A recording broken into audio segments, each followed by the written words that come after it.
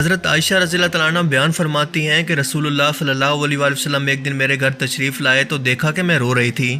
آپ نے پوچھا کہ عائشہ کیوں رو رہی ہو؟ میں نے عرض کیا کہ یا رسول اللہ صلی اللہ علیہ وآلہ وسلم، آپ نے دجال کا ذکر اس طرح سے فرمایا ہے کہ غم کے اندر بے ساختہ مجھے رونا آ گیا۔ آپ نے فرمایا کہ اگر وہ نکلا اور اس وقت میں موجود ہوا تو تمہاری طرف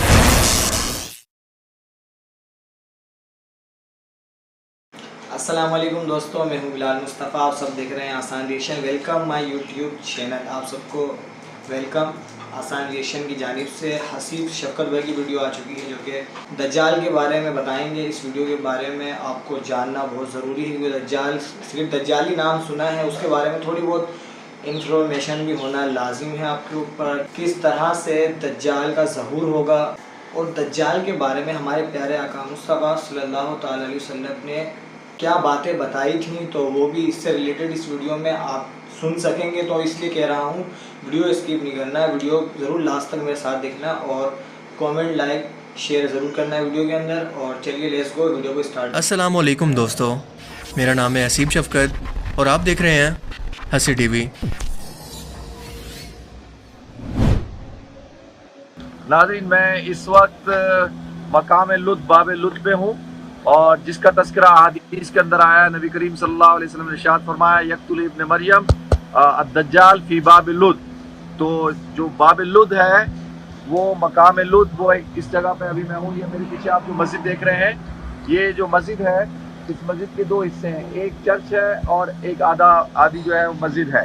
یہ جگہ جو کہ آپ اس وقت اپنی اسکرین پر دیکھ رہے ہیں، یہ وہ مقام ہے جہاں پر عیسیٰ علیہ السلام دجال کو قتل کریں گے، اور اس جگہ کا نام ہے باب لود، جس کا ذکر صحیح حدیث کے اندر موجود ہے۔ اس وقت باب لود کی مسجد پر آدھا چرچ اور آدھی مسجد موجود ہے جو کہ سلطان صلاح الدین ایوبی نے تعمیر کروائی تھی، اور اس چرچ کے اندر سینٹ جارج کی قبر موجود ہے جنہیں اسلام کے اندر حضرت خضر علیہ السلام کہا جاتا ہے۔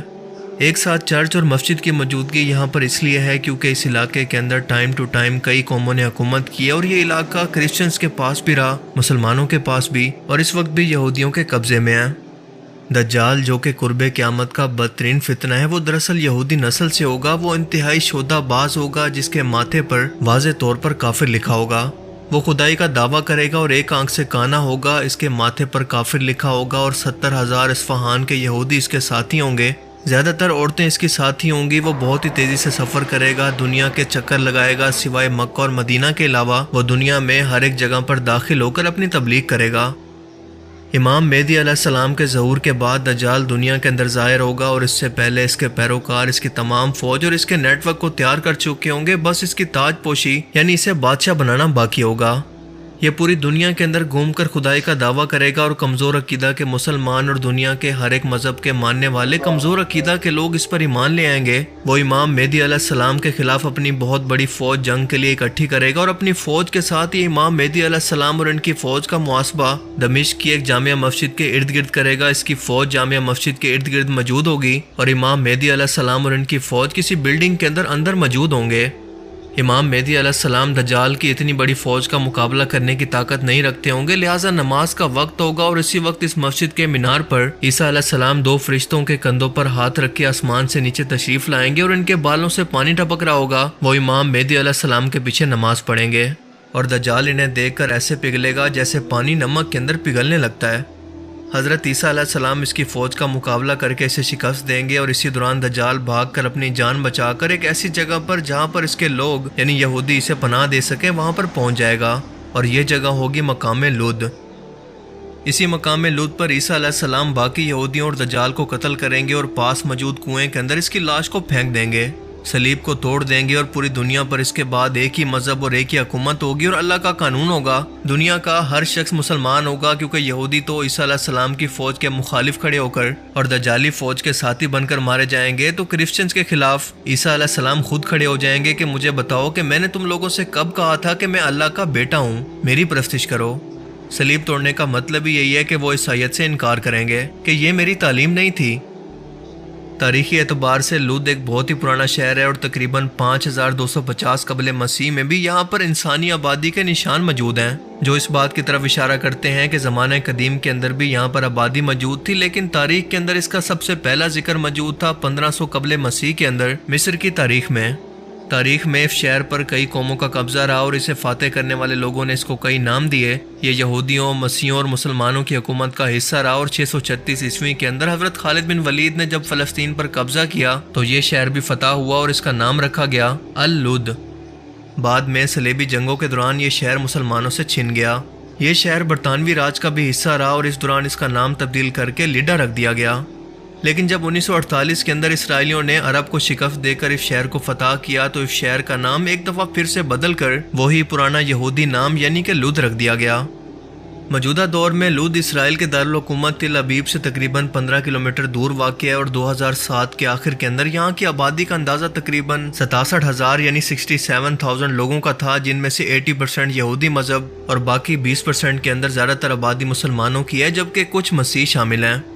لد شہر کی موجودہ اہمیت یہاں پر موجود بین الاقوامی ہوائی اڈے کی وجہ سے بھی ہے اور یہ ہوائی اڈہ برطانوی راج کے دوران فوجی پروازوں کے لیے خاص طور پر تعمیر کیا گیا تھا، لیکن 1948 کے اندر اسرائیلی حکومت کے زیر استعمال آنے کے بعد یہ کمرشل، پرائیویٹ اور فوجی تنصیبات کے لیے یا ملٹری پروازوں کے لیے استعمال ہو رہا ہے۔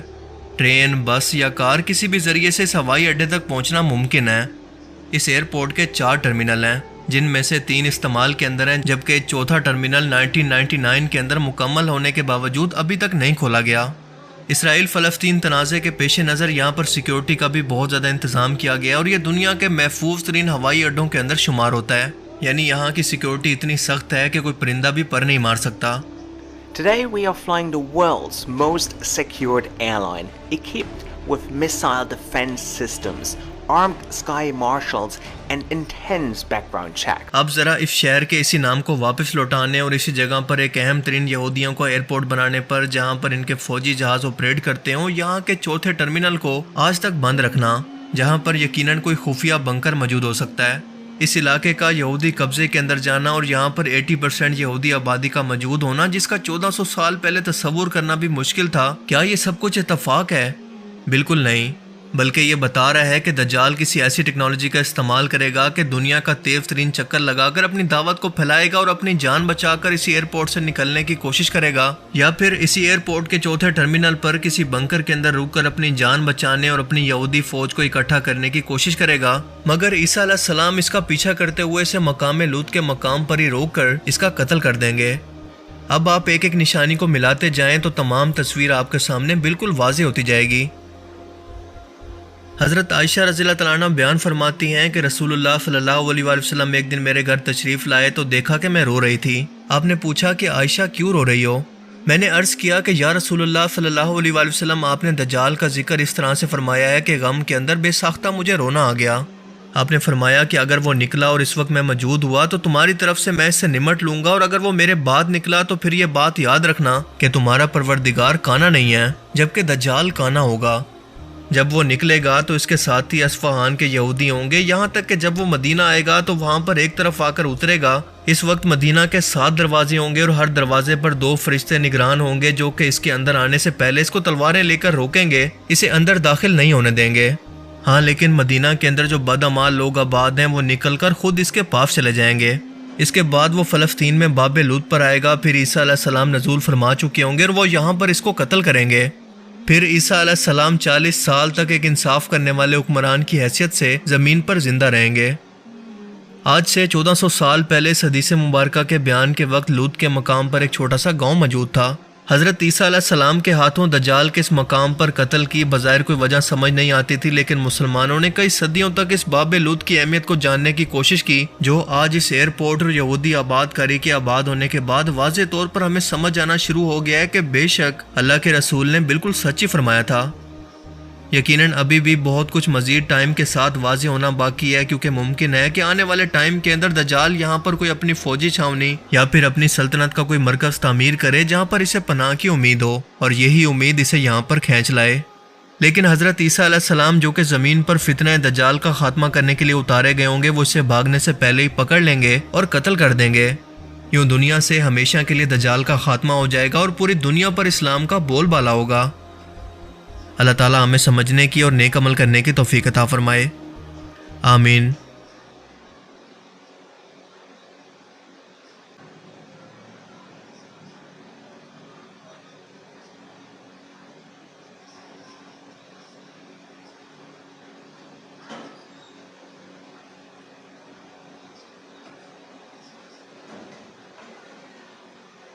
تو ناظرین آپ کو یہ ویڈیو ضرور پسند آئی ہوگی آئی ہوپ، اور انشاءاللہ نیکسٹ ویڈیو میں آپ سب سے ملاقات ہوتی ہے، پر اس سے پہلے آپ ہمارے چینل پر اگر نئے ہو تو چینل کو ضرور سبسکرائب کر لینا اور بیل آئیکن نوٹیفیکیشن ضرور پریس کر لو تاکہ آنے والی کوئی بھی نیو ویڈیو کی اپڈیٹس آپ کو سب سے پہلے ملے، اور نیو ویڈیو کی اپڈیٹس روزانہ آپ کو دیکھنے کو مل رہی ہے۔ ہمارے چینل کا وزٹ کیجئے، لائک اینڈ سبسکرائب شیئر لازمی کریں۔ اگر آپ فیس بک پر ہو تو فیس بک پیج کو ہمارے لائک کر دو اور فالو کر دو، شیئر کر دو ویڈیو کو۔